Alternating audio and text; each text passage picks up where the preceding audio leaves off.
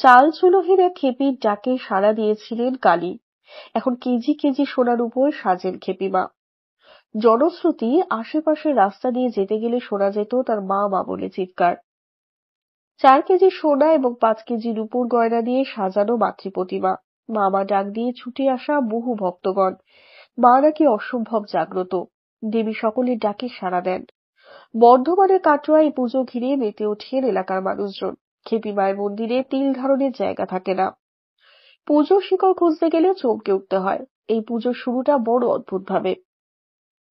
পুরোহিত তপন আচার্য জানালেন, আমরা শুনেছি এখানে একজন খেপি ছিলেন, মা মা করতেন, মাথায় জটা ছিল। তারপর থেকেই খেপির মা হিসেবে পরিচিত এই কালী। জনশ্রুতি, আশেপাশের রাস্তা দিয়ে যেতে গেলে শোনা যেত তার মা মা বলে চিৎকার। জটাধারী এক মহিলার হাতেই পূর্ব বর্ধমানের কাটোয়া শহরের খ্যাপা কালী পাড়ায় শুরু হয়েছিল এই পুজো। চারিদিক জঙ্গলে ঘেরা, তার মাঝেই নাকি এক বেদিতে প্রতিষ্ঠা করা হয়েছিল মা কালীকে। তবে তা শুধুই জনশ্রুতি নাকি সত্যি ইতিহাস বলে তেমনটাই, এ নিয়ে নানা মুনির নানা মত।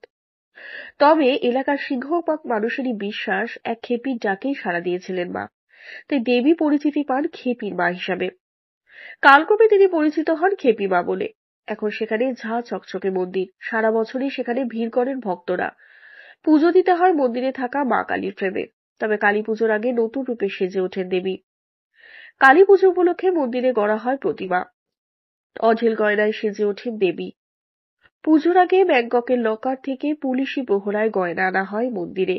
এই পুজো নিয়ে বিভিন্ন জনশ্রুতি প্রচলিত রয়েছে। অনেকেরই বিশ্বাস, মা ভক্ত বৎসল পানভোরা মা ডাকে সাড়া দেন এই খেপিমা। আপনাদের এই ভিডিওটি যদি ভালো লেগে থাকে তাহলে অতি অবশ্যই লাইক করবেন, কমেন্ট করবেন এবং শেয়ার করবেন, আর চ্যানেলটি সাবস্ক্রাইব করে দেবেন। ধন্যবাদ।